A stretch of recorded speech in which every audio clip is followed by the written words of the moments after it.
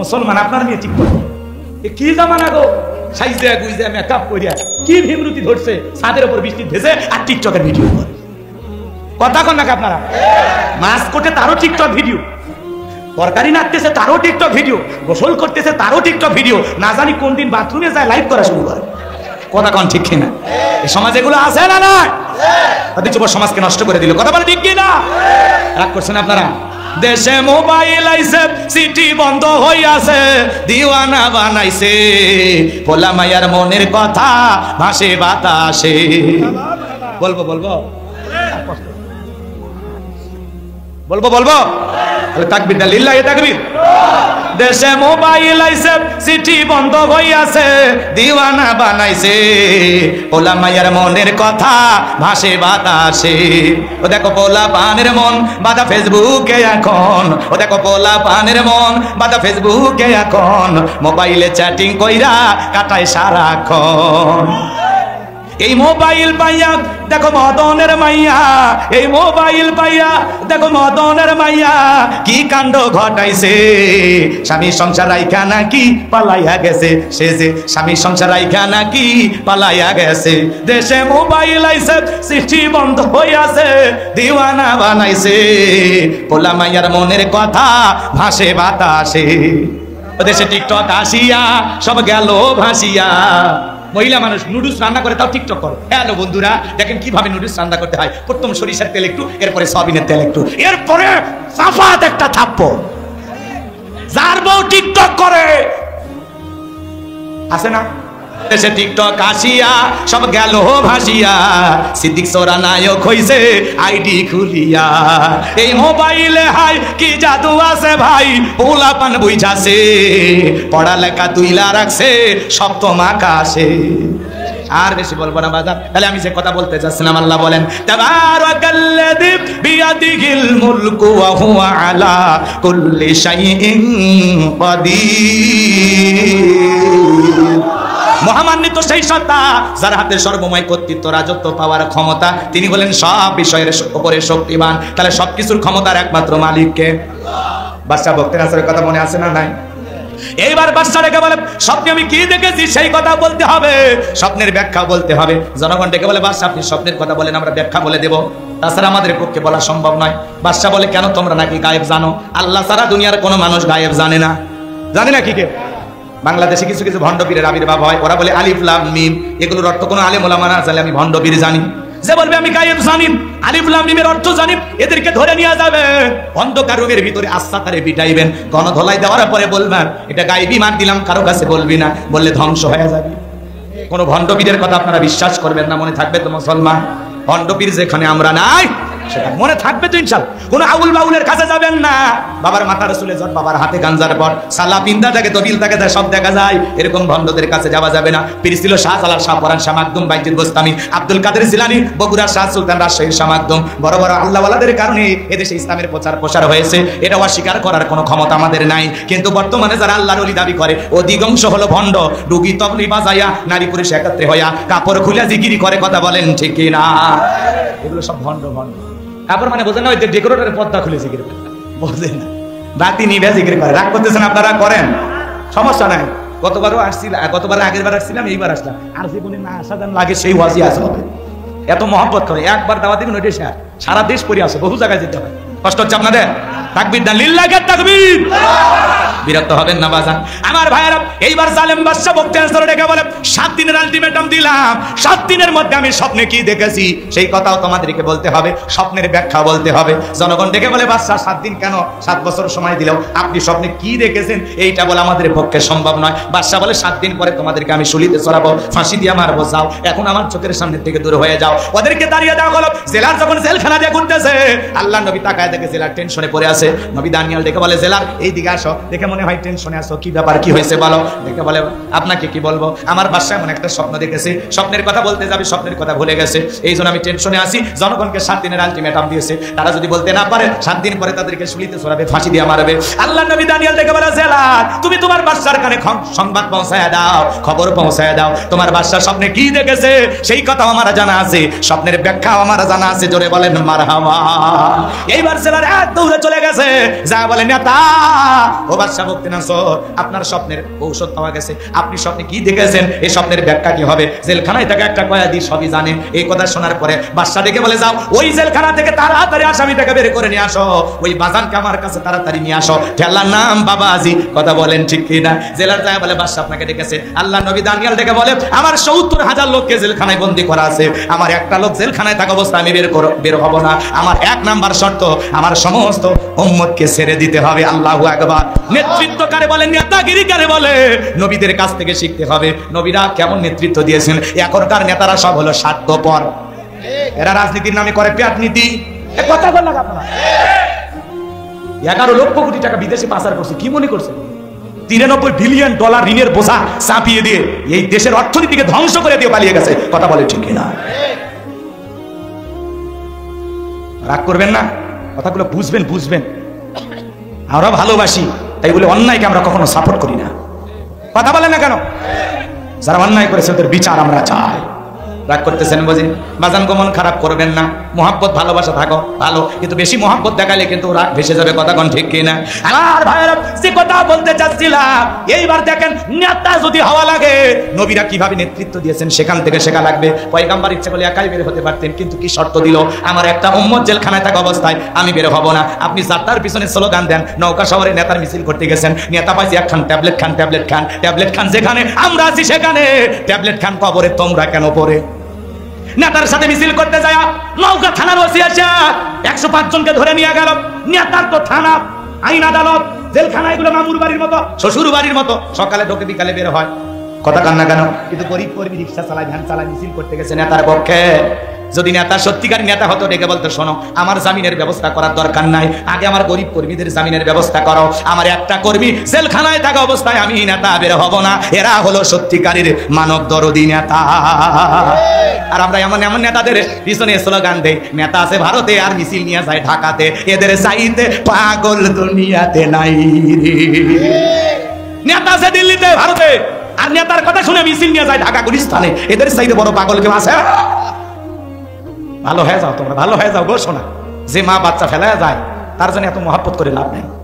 কথা বলে সত্যি যদি মমতা বই নেত্রী হতো, প্রয়োজনে জীবনটাও দিত, তাও দেশ ছাড়তো না। কথা কর, রাগ করেন না। আবার মাঝে মাঝে সব করে ফোন দিয়ে আসতে চায়, আমরা তো বলি আপনি আসেন, এদেশ আপনার বাবা, এদেশ আপনার স্বামী, কেন অভিমান করে চলে গেলেন? আপনি আসেন। কথা কয় না? ববু আইবা তুমি আইবা গো, সেই দিন আইসা বুবু ক্ষমতা পাইবা না। না বলি কষ্ট হচ্ছে, কষ্ট পাচ্ছেন আপনারা? খারাপ লাগতেছে? তাহলে হাত তুলে তাকবীর দেন তো দেখি। লিল্লাহে তাকবীর। বুবু আইবা তুমি আইবা গো, সেই দিন আইসা বুবু ক্ষমতা পাইবা না। বুবু আইবা তুমি আইবা গো, সেই দিন আইসা বুবু ক্ষমতা পাইবা না। খোঁজ নাই বুবু কাদের কাকার, অবস্থা খারাপ দরবেশ বাবার, হাউ নাঙ্কেল এখন সামনেও আসে না। নেতা কর্মী সব জেলের ভিতর, আমি আসি ডরের ওপর, কখন জানি আসে গ্রেপ্তারি পরোয়ানা। বুবু আইবা তুমি আইবা গো, সেই দিন আইসা বুবু ক্ষমতা পাইবা না। অনেক মাহফিলে অনেকে বলতেছে, হুজুর সাবধানে কথা বলবেন, ওনারা আবার আসতে পারে। আমরা বলতে চাই, ভাই আমরা আগেও সাবধান ছিলাম না, এখনো সাবধান নাই। কণ্ঠ আছে যতদিন, হক কথা চলবে ততদিন। মৃত্যু তো হবেই, বাস্তবতা বলা লাগবে। কথা বলেন ঠিক কিনা? আমার ভাইয়েরা হৃদয়ের কান পেতে কথাগুলো শুনে যান। এই জন্য যে নেতা আপনার বিপদে পাশে দাঁড়াবে, আপনাকে বুক দিয়ে আগলায় রাখবে, ওই নেতার পক্ষে স্লোগান দেন। যে নেতা আপনার সুখে হাসে, আপনার দুঃখে কাঁদে, আপনার ভালোবাসায় আপনার জন্য জীবন দিতে রাজি, আমরা ওই সেই নেতার জন্য জীবন দিতে রাজি। কিন্তু যে নেতা বিপদে ফেলে বিদেশে পালিয়ে যায়, এমন নেতার মুহাব্বত থাকার কোনো দরকার না। যাদেরকে বলা হতো পাকিস্তানের রাজাকার, ওরা 16 বছরে নির্যাতন জুলুম সহ্য করেছে, ফাঁসির দড়িতে ঝুলেছে, রিমান্ডের জ্বালা বেদনা সহ্য করেছে। কথা বলেন না কেন? ওরা কেউ পাকিস্তানে যায় নাই, কিন্তু যাদেরকে বলা হতো ভারতের দালাল, ওরা ঠিকই ভারতে চলে গেছে। 16 বছরে নির্যাতন সহ্য করিয়া জামাত বিএনপি টিকে থাকলো, আর আপনারা কি করলেন? কথা কন না কেন? রাগ করবেন না বাজান গো আমার। সামনের দিকে যাচ্ছিলাম, যে কথা আমি বলতে চাচ্ছিলাম, ওরা যে কত নির্যাতন জুলুম করেছিল, অন্ধ ব্যক্তির নামে পর্যন্ত গাড়ি পোড়ানোর মামলা দিয়েছিল। অন্ধ মানুষ নাকি গাড়ি পোড়াইছে? শয়তান বিশ্বাস করছে? শয়তান কয় না না না না, এটা আমি বিশ্বাস করি, এটা পৃথিবীর সেরা মিথ্যা কথা। কথা কন ঠিক না? আমার ভাইয়েরা রাগ করবেন না, মনে অনেক কথা জমা ছিল, একটু বলতেছি, আপনারা প্রকাশ করাতে অনেকে বেজারা হইতেও পারেন। আমরা দাওয়াত কমবে না বাড়বে আশায় কথা বলি না, আমরা কথা বলি আল্লাহকে মহব্বত করে, আল্লাহর ভালোবাসায় পুরো জাতির মানুষকে একটু পরিবর্তন করার জন্য আমরা একটা পরিবর্তনের হাওয়া লাগাইতে চাই। সামনে আসবে সেই দিন, সেদিন এই জমিনে কোরআনের আইন চালু হবে। কথা বলেন ঠিক না? আগামী কালকে সূর্যের আলো উঠবে, এটা যেরকম চিরন্তন সত্য কথা, আজ হোক কাল হোক বাংলার জমিনে আল্লাহর দ্বীন প্রতিষ্ঠিত হবে, এটাও সত্য কথা। এই জমিনে কোরআনের রাজ কায়েম হবেই হবেই হবে ইনশাআল্লাহ। নিশ্চিত থাকেন, নিশ্চিত থাকেন ইনশাআল্লাহ। কিন্তু আপনাদেরকে একটু পাশে থাকা লাগবে।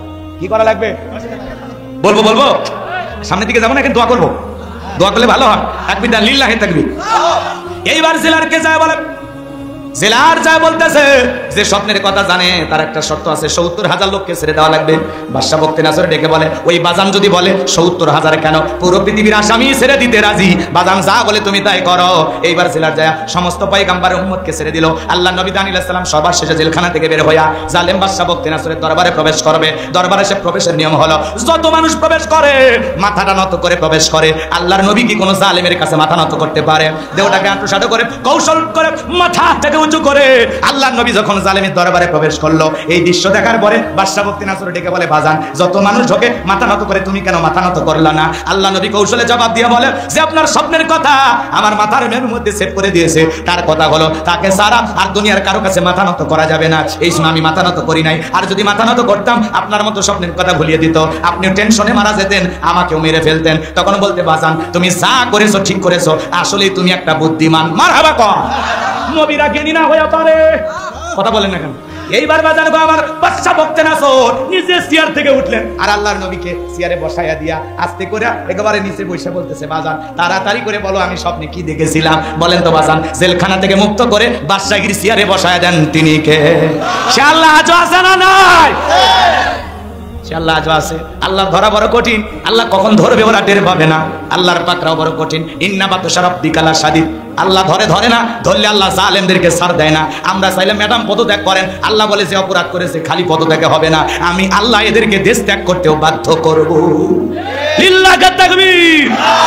যখন শুনেছে মৌমাছির চাকের মতো ছাত্ররা আসতেছে, রান্না করা ভাত খেয়ে ৪৫ মিনিটের মধ্যে ব্যাগ গোছায় চলে গেছে। কথা কন, জাতির উদ্দেশ্যে ভাষণ দিতে চাইছিল, সেটাও তো দিনে নাই। কথা কন ঠিক কিনা?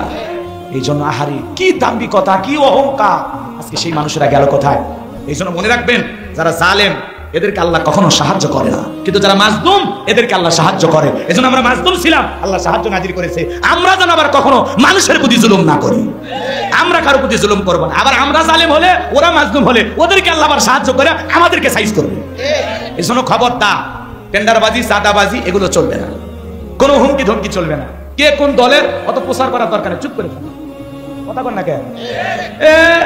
হাওয়া পরিবর্তন হতে একজনের যে মাতবাড়ি কি হয়েছে, ইতিহাস থেকে শিক্ষা গ্রহণ করো।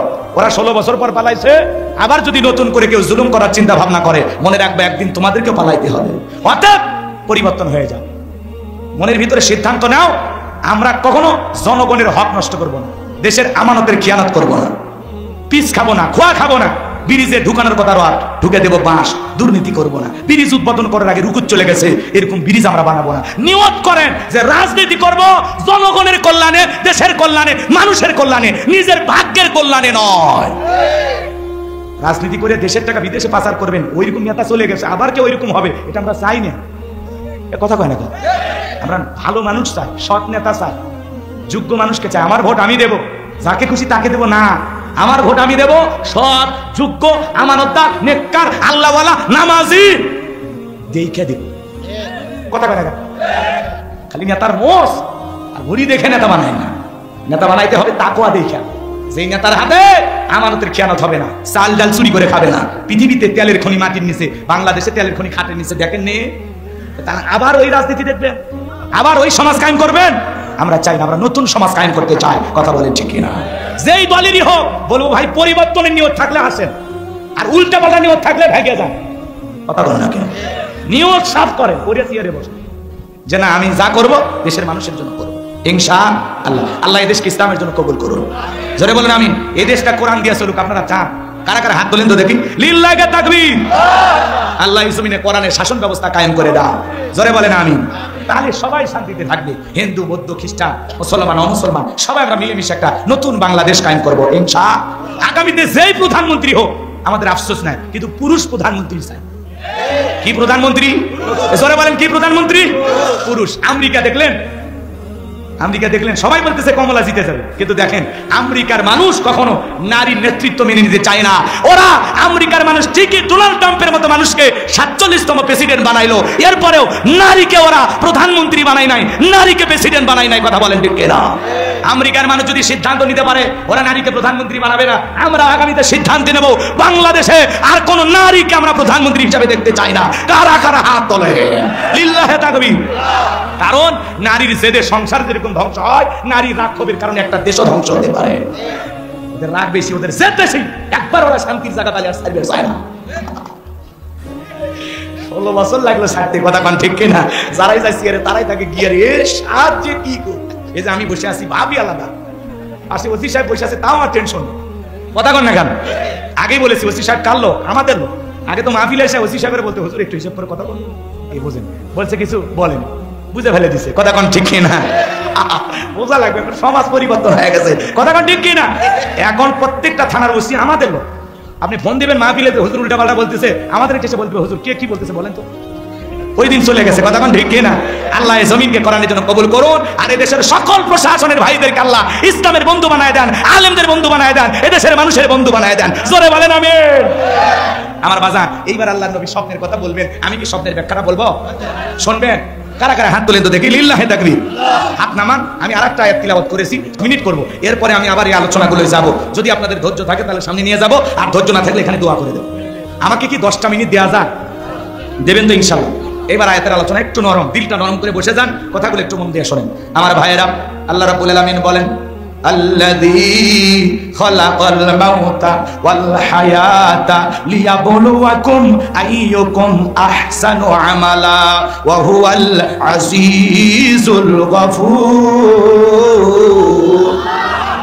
আমার আল্লাহ রাব্বুল আলামিন বলেন আল্লাযী খালাকাল মাউতা ওয়াল হায়াতা, যিনি সৃষ্টি করেছেন মৃত্যু আর জীবন, লিয়াবলুয়াকুম আইয়ুকুম আহসানু আমালা, আমি আল্লাহ পরীক্ষা করে দেখব আমলের দিক দিয়ে কার আমল কত বেশি উত্তম, কার আমল কত বেশি সুন্দর। যার আমল ভালো তার আখিরাত ভালো। আল্লাহ পরীক্ষা করে দেখবেন আমলের দিক দিয়ে কার আমল কত বেশি উত্তম, কার আমল কত বেশি সুন্দর। তাহলে আমাদের আমল সুন্দর করার দরকার আছে না নাই? আয়াতের শুরুতে আল্লাহ কি বললেন? আল্লাযী খালাকাল মাউতা ওয়াল হায়াতা, যিনি সৃষ্টি করেছেন মৃত্যু আর জীবন। মৃত্যু আর জীবন সৃষ্টি করার মালিক কে? পৃথিবীতে যতই ক্ষমতাধর ব্যক্তি থাক, একজন মৃতকে জীবিত করার ক্ষমতা কোন নেতার আছে? কোন নেতার আছে? বাজান গো আমার, এই জন্য আল্লাহ তাআলা আয়াতের শুরুতেই বলেন আল্লাযী খালাকাল মাউতা ওয়াল হায়াতা, যিনি সৃষ্টি করেছেন মৃত্যু আর জীবন। এ বাজান গো আমার, সর্বপ্রথম আল্লাহ মৃত্যুর কথা কেন বললেন? এ বাজান, দুনিয়াতে আসার একটা সিরিয়াল আছে, যাবার কিন্তু কোনো সিরিয়াল নাই। দাদা আসছে, দাদার পরে বাবা আসছে, বাবার পরে আমি আসলাম, আমার পরে আমার সন্তানেরা আসলো। কিন্তু যাবার বেলায় দাদার আগে নাতি চলে যায়, বাবার আগে সন্তান চলে যায়, বাবার কাঁধে সন্তানের লাশ। এটা হলো দুনিয়ার সবচেয়ে ভারী বোঝা। অনেক কঠিন হৃদয়ের বাবা কেউ সন্তান মারা গেলে ওই বাবার হৃদয়টা ভেঙেও খানখানা হয়ে যায়। কত বাবা সন্তানের লাশ নিয়ে কান্না করে। এই যে ছেলেটির বুকে হারিয়ে ছোট্ট একটা নিষ্পাপ শিশু, কি ফুটফুটে চেহারা, কি সুন্দর অপরূপ সুন্দর আল্লাহ বানাইছে। ছোট্ট একটা নিষ্পাপ মেয়ে, 3 জন মহিলা চক্রান্ত কইরা এই ছোট্ট মুনতাহা, কি না কথা কর না কেন, এই ছোট্ট মুনতাহাকে হত্যা করেছে। বাজার গলা টিপে ধরে, বস্তা দিয়া চেপে ধরে মেয়েটাকে হত্যা করেছে। কেন হত্যা করলো? যেই মেয়েটা গৃহ শিক্ষিকা ছিল, এই মেয়েটাকে প্রাইভেট পড়াইতো। কোনো কারণে তার পরিবারের পক্ষ থেকে বলা হয়েছে আমার মেয়েকে আর তোমাকে পড়াইতে আসতে লাগবে না, আমার মেয়ের জন্য তোমার মতো শিক্ষিকা প্রয়োজন নাই। এই কথা বলে যখন গৃহ শিক্ষিকাকে বাড়ি থেকে তালায়া দিয়েছে, নিষেধ করেছে তুমি আমার সন্তানকে আর পড়ানোর কোনো প্রয়োজন নাই। এই কারণে গৃহ শিক্ষিকার ষড়যন্ত্র কইরা এই মেয়েটাকে নিষ্পাপ মাসুম বাচ্চা, সাদের মতো ফুটফুটে একটা কন্যা সন্তান সোশ্যাল মিডিয়ার মাধ্যমে দেখেছেন বাজান। যে পুলিশের ভাইটা কথা বলতেছেন, সেই পুলিশের ভাইটা পর্যন্ত কান্না করতেছেন। কি ছিল এই নিষ্পাপ শিশুর অপরাধ? কি ফুটান্ত গোলাপের মতো চেহারা। আবার ভাইয়েরা মেয়েটাকে গলা দিতে হত্যা করে বাড়ির পাশে পুকুর ছিল, পুকুরে ফেলায় দিয়েছে। শুধু কি তাই রে বাজার, পুকুর থেকে লাশটা যখন তোলে অন্য আর একটা জায়গায় নিয়ে যাওয়ার ষড়যন্ত্র করেছে, জনগণ হাতে নাতে ধরেছে। দুইটা বৃদ্ধ মহিলা, আর এগুলো বুড়ি না ডাইনি আল্লাহ ভালো জানে, নানি দাদির মতো বয়স হবে, দুইটা বৃদ্ধ মহিলা, এরা হত্যাকাণ্ডে সহযোগিতা করেছিল। সেই গৃহশিক্ষিকাকে ধরা হয়েছে। এই যে মাঝে মাঝে শিশুদেরকে হত্যা করা হয়, কেমনে পারে গো, কেমনে পারে? এরা তো মানুষ না, এরা হলো পশু।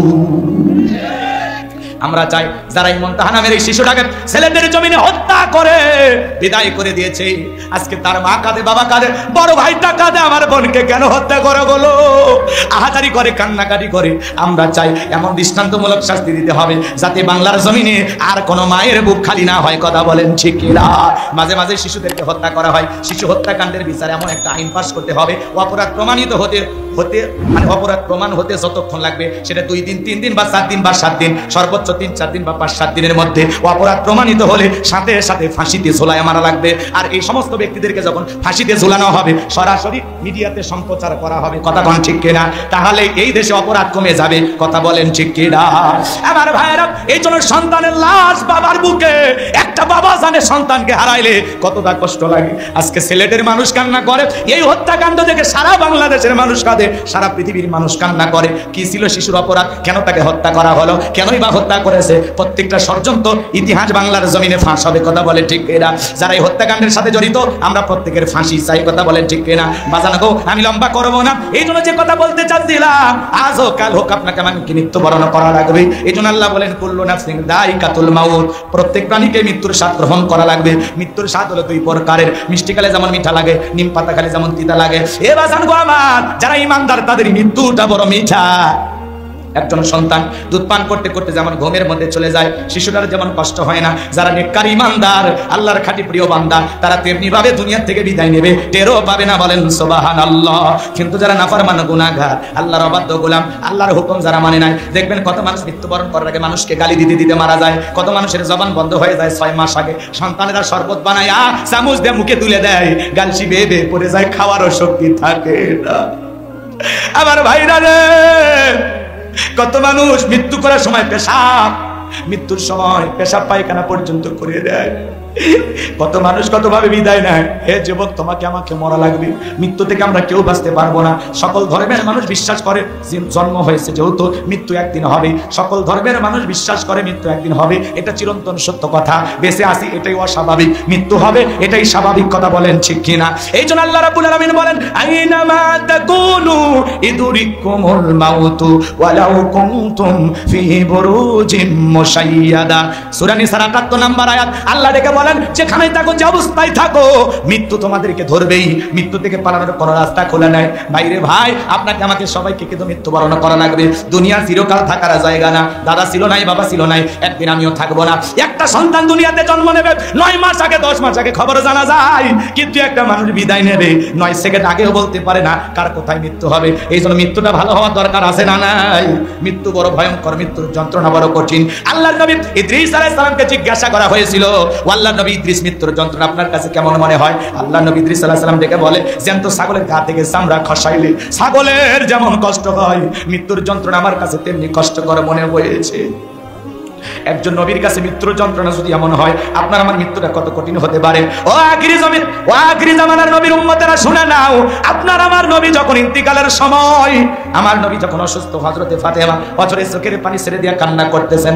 আমার নবী ডেকে বলে, ও মা ফাতেমা, তোমার চোখের পানি আমি সহ্য করতে পারি না। মা ফাতেমা যেমন নবীর চোখের পানি সহ্য করতে পারতেন না, নবীও তেমনি ফাতেমার কান্না সহ্য করতে পারতেন না। হযরতে ফাতেমা একদিন রাসূলের বাড়িতে আসলেন, ডাক দেয়, আব্বা দরজা খুলে দাও। নবীজি দরজা খুলে দিলেন। হযরতে ফাতেমা তাকায়া দেখেন নবীজি কান্না করতে করতে দাড়ি বেবে মুক্তোর দানার মতো রাসূলের চোখ দিয়ে পানি ঝরতেছে। নবীর চোখের পানি দেখা ফাতেমা কাঁদে আর বলে, আব্বা কি হয়েছে আব্বা, আপনি কেন কান্না করেন?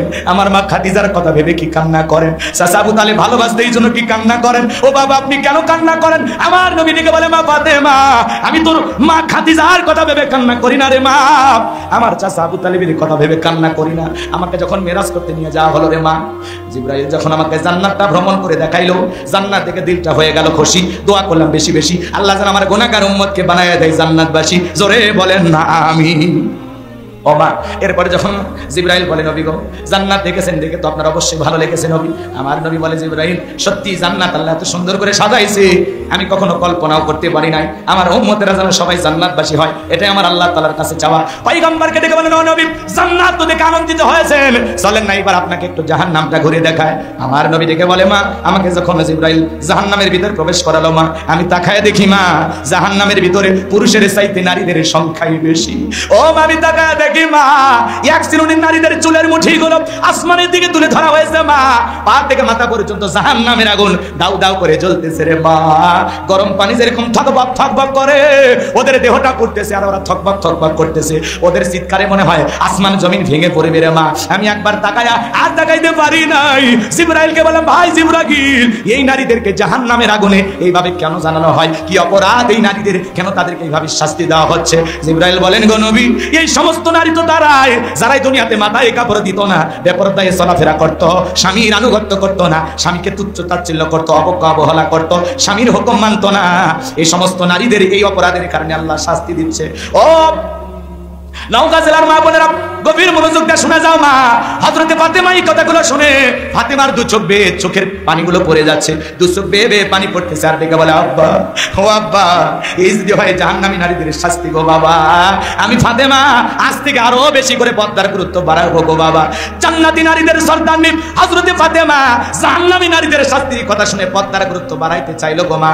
ও নওগাঁর মা বোনেরা, রানীনগরের মা বোনেরা, কাশিমপুরের মা বোনেরা, ও মা ফাতেমা জান্নাতি নারীদের সর্দারনি হয়া পর্দার গুরুত্ব যদি বাড়াইতে চাই মা, আপনাদেরও পর্দা করা দরকার আছে না নাই? আল্লাহ বলেন অকরনা ফি বুয়ুতিকুন্না ওয়ালা তাবাররাজনা তাবাররুজাল জাহিলিয়াতিল উলা, নারীরা তোমরা ঘরের ভিতর অবস্থান করো, খবরদার জাহিলিয়াতি যুগের মেয়েদের মতো নোংরা অশ্লীল পোশাক পরে নিজের দেহকে প্রদর্শন করো না। কোন সম্ভ্রান্ত ভদ্র ফ্যামিলির মেয়ে বোরকা ছাড়া বাইরে যেতে পারে না। একটা নারী যদি ঢিলা নাড়া বোরকা পরে হাত মোজা পা মোজা লাগাইয়া রাস্তাতে হেঁটে যায়, মনের অজান্তে শ্রদ্ধার সম্মানে মাথাটা নত হয়ে আসে। হযরতে ফাতিমা বাড়িতে চলে গেলেন, ভালো করে বোঝার চেষ্টা করবেন। ফাতিমা মৃত্যুর দিন পর্যন্ত পর্দার কথা চিন্তা করেছিলেন। যেদিন ফাতিমার ইন্তিকালের সময়, হযরতে ফাতিমা যেদিন ইন্তিকাল করবেন, দুনিয়ার জমিন থেকে বিদায় নিয়ে চলে যাবেন, হযরতে ফাতিমা সুইটা ছেলেকে সুন্দর করে গোসল করায়া দিলেন, নিজেও গোসল করলেন, সুন্দর করে বাচ্চা দুটাকে ঘুম পাড়ায়া দিলেন, পরিপাটি হয়ে সেজে থাকলেন। হযরত আলী দরজায় নক দিলেন, হযরতে ফাতিমা দরজা খুলে দিল। হযরত আলী তাকায়া দেখে ফাতিমা সুন্দর করে সেজে আছে। বউকে দেখা মাত্র হযরত আলী দুইটা বাহু বাড়ায়া হযরতে ফাতেমাকে বুকের সঙ্গে জড়ায় নিলেন, আর দিকে বলে ফাতেমা আজকে যে সাজা সেজেছো, ও ফাতেমা আমি চোখ ফিরাইতে পারি না, আজকে সত্যি তোমাকে বড় বেশি সুন্দর লাগছে, জোরে বলেন না মারহাবা। আমার ভাইয়েরা, ফাতেমা এবার চোখের পানি ছেড়ে দিয়ে বলে স্বামী জীবনের শেষ দেখা দেখে নেন, আপনার ফাতেমার কোনোদিন আপনার জন্য এইভাবে সেজে অপেক্ষা করবে না। আজকে আমার জীবনের শেষ দিন গো স্বামী। একটা গাছ কেটে দিলেন, গাছটা যেমন ঠাস করে পড়ে যায়, হযরত আলীর অবস্থা তেমনি হয়ে গেল। দিকে বলে রে ফাতেমা তুমি যদি চলে যাও আমার হাসান আর হোসাইনের কি হবে, ওরা কাকে মা বলে ডাকবে? ও ফাতেমা তুমি যদি বিদায় নাও, কে আমার সেবা করবে, কে আমাকে ভালোবাসবে, কে গভীর নিশীথে জায়গা জায়গা আমার পায়ে জৈতুনের তেল মালিশ করবে? স্বামীর খেদমত কাকে বলে মা? ওয়াজ করলেই তো শুধু বলেন হুজুর স্বামীর খেদমত আছে, বইয়ের কি কোনো খেদমত নাই? শুনে যান গো মা, হযরতে ফাতিমা গভীর নিশীথে আলী ঘুমাইতো, আলীর মাথার চুলগুলো সুন্দর করে নেড়ে নেড়ে দিতেন, মাথাগুলো টিপে দিতেন, পায়ে জৈতুনের তেল মালিশ করে দিতেন। হযরত আলী জায়গা বলে বিবি এত রাত্রিতে কেন তুমি আমার পায়ে জৈতুনের তেল মালিশ করে দাও? তুমি তো জান্নাতি নারীদের সর্দারনি। ডেকে বলে স্বামী আমি জান্নাতি নারীদের সর্দারনি, এটা আমি জানি, তুমি স্বামীর খেদমত করে জান্নাত আমি পাবো, এইটা আমি মানি, জোরে বলেন মারহাবা। সেই ফাতেমার চোখের পানি আমার নবী ডেকে বলে ফাতেমা তোর চোখের পানি আমি সহ্য করতে পারি না রে মা। হযরত আলী আর ফাতেমার ঘটনা বলতে গেলে লম্বা হবে, আমি লম্বা করব না, এই জন্য আমি এই জায়গায় চলে আসলাম। আমার নবী বলে মা ফাতেমা তোমার কানটা আমার মুখের কাছে লাগায়া দাও। আমার নবীজি ফিস ফিস করে কি যেন বললেন, হযরতে ফাতেমার কান্না বন্ধ হয়ে গেল। আম্মা জান আয়েশা ডেকে বলেন ও আমার মেয়ে ফাতেমা তোমার আব্বা জান কি এমন বলেছে মা যার কারণে কান্নাটা বন্ধ হয়ে গেল? হযরত ফাতেমা ডেকে বলে মা আমার বাবা বলেছেন, বাবা ইন্তেকালের পরে সর্বপ্রথম বাবার সাথে আমার সাক্ষাৎ হবে, আমি বুঝে নিয়েছি মা বাবার ইন্তেকালের পরে বেশি দিন আমাকে দুনিয়াতে থাকতে হবে না। জিবরাইল এসে নবীকে সালাম দিলেন, আসসালামু আলাইকুম ইয়া রাসূলুল্লাহ ইয়া হাবিবাল্লাহ হুজুর, আল্লাহ তাআলা আপনার শরীরের অবস্থা জানতে চেয়েছেন, আল্লাহ জানার পরেও জানতে চাই। আমার নবী বলে আলহামদুলিল্লাহ আগের তুলনায় এখন কিছুটা সুস্থ আছি। কিছুক্ষণ পরে আবার জিবরাইল আসলেন আর ডেকে বলেন নবী আপনার দুয়ারে দাঁড়িয়ে আছি প্রবেশের অনুমতির অপেক্ষায়, তবে আসমান থেকে আজকে আমি একা জিবরাইল আসি নাই, আমার সঙ্গে আরেকটা ফেরেশতা এসেছেন যার নাম হলো মালাকুল মউত। দুনিয়ার কারো বাড়িতে ঢোকার অনুমতি নাই না, পারমিশনের অপেক্ষায় থাকে না গো নবী, আপনার অনুমতির অপেক্ষায় দাঁড়িয়ে আছে নবী। আপনি অনুমতি দিলে মালাকুল মউত ভিতরে প্রবেশ করবেন। আমার নবী অনুমতি দিলেন। এইবার মালাকুল মউত যখন ভিতরে প্রবেশ করলেন আমার নবীকে সালাম দিলেন, আসসালামু আলাইকুম ইয়া রাসূলুল্লাহ ইয়া হাবিবাল্লাহ হুজুর। নবীকে সালাম দেওয়ার পরে আমার নবীকে ডেকে বলেন ও নবী আপনি কেমন আছেন? আমার নবী বলে ও মালাকুল মউত আমি ভালো আছি আলহামদুলিল্লাহ। ডেকে বলেন গো নবী আপনি যদি অনুমতি দেন আপনার রূহটা আমি কবজ করব, আর আপনি যদি অনুমতি না দেন আমার আল্লাহ বলেছে আজরাইল আমার বন্ধু যদি অনুমতি না দেয় এক মুহূর্ত দেরি করবি না, আমার বন্ধুর যতদিন মনে চায় ততদিন আমার বন্ধু দুনিয়াতে থাকবে। চিৎকারে মেরে বলুন মারহাবা। জিবরাইল ডেকে বলেন নবী আল্লাহ তাআলা আপনার দিদারের ইন্তজাম করতেছেন গো নবী। এই কথা শোনার পরে আমার নবী বলে মালাকুল মউত অনুমতি দিলাম, আমার রূহটা তুমি বের করতে পারো। এইবার মালাকুল মউত যখন বিশ্ব নবীর জানটা কবজ করার জন্য বুকের উপরে হাত রেখে দিয়েছে, আমার নবী চোখের পানি ছেড়ে দিয়ে কাঁদে আর ডেকে বলে মালাকুল মউত রে এ আজরাইল আমি সহ্য করতে পারি না, তাড়াতাড়ি আমার বুকের উপর থেকে হাতটা নামায়া নাও। আমার নবী ডেকে বলে মালাকুল মউত এই যদি হয় মৃত্যুর যন্ত্রণা আমার উম্মতেরা সহ্য করতে পারবে না। মৃত্যুর আগে উম্মতের কথা বলে না, কেমন নবী পাইছি